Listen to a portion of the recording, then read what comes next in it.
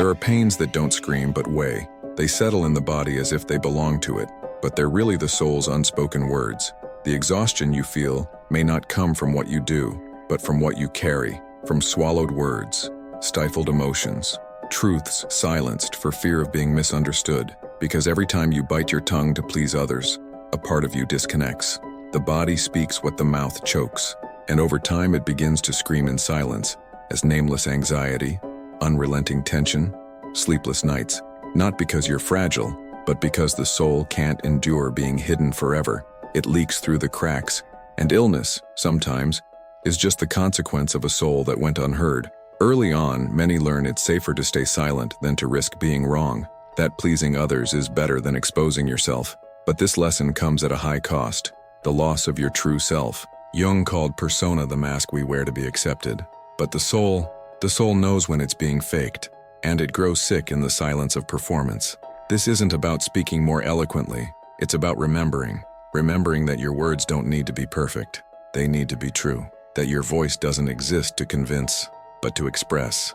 That your speech needn't protect your soul, it can mirror it, because perhaps your silence isn't shyness. Maybe it's an overflow of pent-up feeling waiting for permission to exist. Thinking is a blessing until it becomes a refuge.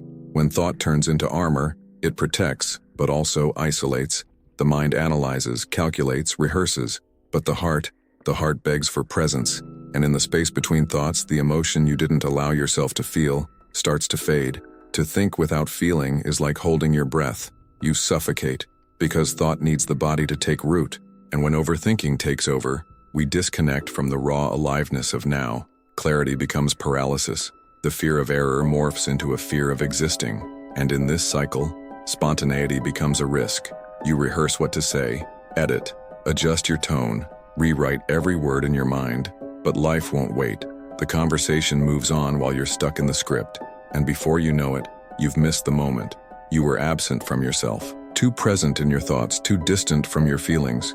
Nietzsche said, "We have art, so we won't die of the truth." Perhaps we overthink to avoid saying what really matters, because speaking truth requires presence, and presence demands vulnerability. But those who feel deeply learn to hide, and those who think too much learn to survive without ever revealing themselves. What hurts most isn't the silence, it's how much of yourself you've buried to maintain the illusion of control. The mind thinks to protect, but the soul wants to break free. Some people speak well, but say nothing. Their voice is clear, their words polished, their delivery flawless, yet something's missing. Flesh, truth, that subtle tremor of someone revealing rather than performing. Because when the goal is to please, speech becomes a stage, a place where authenticity fears to tread, lest it ruin the act. From childhood, many learn acceptance is safer than truth, that showing pain is dangerous, that feeling deeply is weakness, so they craft a persona that knows exactly what to say, to avoid showing what they feel. A speech that conceals rather than exposes, that persuades but never connects. But no one mentions the ache of years spent silencing yourself, the horror of hearing your own voice and not recognizing it, of ending a conversation knowing you've locked away what truly mattered, of smiling while your chest burns, of seeming whole while a part of you begs to be heard. This pain doesn't live in dialogue. It lives in the body, in the throat that tightens, the breath that shortens, the insomnia that lingers. It's not that you don't know how to speak, it's that somewhere along the way, you learned expressing yourself could cost too much. But with time, silence demands an even steeper price, because the soul knows when it's being betrayed, and it pleads for presence, even in whispers. Some obsess over speaking right, and forget to speak from the heart. They confuse clarity with perfect phrasing, flawless logic, impeccable tone. But the soul doesn't hear technique, it recognizes truth.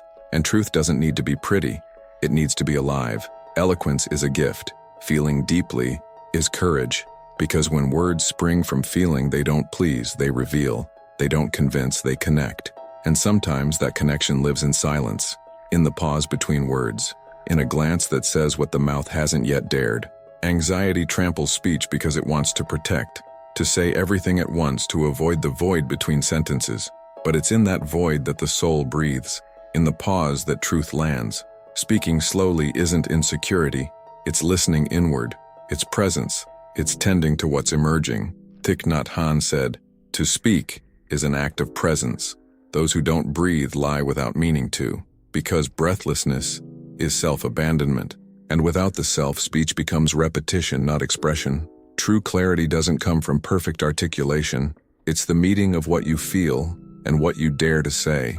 Perhaps the question isn't, how can I speak better, but what part of me still needs space to be felt before it can be spoken? Many believe they're bad at expressing themselves, that they're shy, awkward, lack the gift of gab. But the truth is subtler and deeper. The blockage isn't about now. It's about what was swallowed long ago. What you wanted to say, but couldn't. What you felt and were shamed for. What screamed inside you and went unheard. You do know how to speak. You just learned to silence yourself. Learned that honesty might push people away. That showing pain is dangerous. And the soul, to survive, adapted. It hid. And over time, it forgot how to live unmasked. Jung spoke of the shadow as all we reject in ourselves. But when that shadow is made of unspoken words, it weighs differently. It piles up in the throat, the chest, the face. What you avoid saying doesn't vanish. It waits for a chance to be welcomed, not with guilt, but with listening. Sometimes all you need is a safe space, even if that space is just you with yourself. A place where speech needn't be perfect, where pain can be named without hurry, where you might write, perhaps for the first time, what you've never dared to share, not for others, for you. Because the silence that hurts isn't the world's, it's the one you impose on yourself. There's a thin line between empathy and self-betrayal, between wanting to be understood and needing acceptance at any cost. And when that line is crossed, speech stops being a bridge and becomes a disguise. You say what others want to hear, you omit what you truly feel, and slowly, you forget who you were before you tried to fit in. Authentic communication isn't rude, it's whole. It springs not from anger but courage. It doesn't seek to convince, only to reveal. When you speak truth, you might be misunderstood, but you won't betray yourself, and that changes everything. Because sometimes, it's not others' judgment that wounds most. It's abandoning yourself to avoid it. You can be empathetic without erasing yourself, sensitive without submission, kind without pretending you're fine.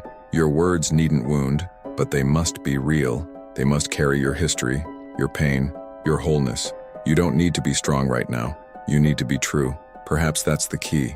The strength you seek isn't in performance, it's in allowing. And to allow is often to say, this affects me, this touches me, this is me, even if it's unwelcome. Because pleasing was always easier than standing whole, but it's not lighter. And the soul, when heavy, begs for truth. Not every response must be immediate. Not every feeling must rush into speech. Between what you feel and what you say, there's sacred space. A pause where the soul breathes, the body settles, the heart listens before reacting, and it's here that truth finds its form. To pause is to listen to the soul. It's choosing breath over retaliation, silence not from fear, but care, because hurried replies often trample the response that matters, and in the noise of reaction, the essence of what needed saying is lost.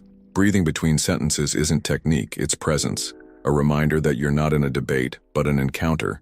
And real encounters demand listening, time, the flexibility of bamboo, which bends before it touches the wind. This silence isn't absence, it's preparation, respect for the word about to be born, because when you pause, you don't stop speaking, you start feeling, and what's deeply felt rarely needs explanation. A gesture, a brief phrase, an unfeigned glance is enough. Perhaps your speech needs fewer answers and more pauses. So what truly matters isn't just said, but heard within. There's a silent fear that paralyzes speech before it's born. Fear of being misread, unheard, seen outside the context of your truth. This fear keeps many silent rather than risk being judged for a distorted version of themselves. But there's freedom in accepting that no matter how hard you try, not everyone will understand. Not everyone has the emotional map to decipher your language. Not everyone has walked your path, felt your pains, faced your silences. As Clarissa Pinkola Estes wrote, some stories only make sense to those who've crossed the same desert. To speak despite fear is an act of self-honoring, not because it guarantees acceptance, but because it upholds your integrity. True speech doesn't seek applause, it seeks resonance. And even when unmet, it serves a purpose, keeping you in touch with who you are. Liberation doesn't come when everyone understands you. It comes when you stop needing them to, when you learn to meet yourself with compassion after exposure, when you realize that even if misunderstood, you didn't betray yourself, And this silent act can heal the parts of you taught to stay silent to survive. Perhaps courage isn't about perfect speech, but continuing to speak, even when the world doesn't yet know how to listen. Before seeking others' understanding, ask this forgotten question: have I listened to myself? Because often the discomfort isn't from lacking answers, but from disconnection. When you speak without knowing what you truly feel, words ring hollow. And when you silence what you know needs saying, something breaks. Reconnecting is simple, but brave. Sit, breathe, ask in silence, what do I really want to say?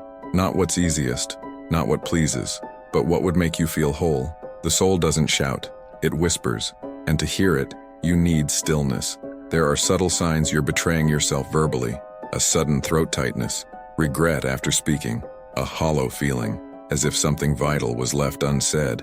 These aren't failures, they're invitations. To return isn't to repeat, it's to reclaim. To acknowledge that your truest words may still be unspoken, and that they can be spoken, even if late, even if shaky. Because truth told with presence needs no guarantees, just space. And that space begins when you choose honesty with yourself over others' approval. There's a difference between speaking to protect yourself and speaking to reveal yourself. Subtle, but vital. When your words align with your soul, you stop trying to control others' reactions. You offer your truth like a gift, not to be accepted, but to be whole. This isn't about saying everything or saying it right, but saying what matters with presence, breath, listening. Because the most transformative communication doesn't convince, it touches. And to touch, you must feel before you speak. You don't need to fight for acceptance, or twist your words to fit expectations that harm you. Your soul doesn't want a stage, it wants space. Space to exist authentically, even when it unsettles the illusion of comfort. You overthink because you overfeel, and maybe now, it's time to let your soul speak. Not so the world will understand you, but so you, at last, can remember who you are.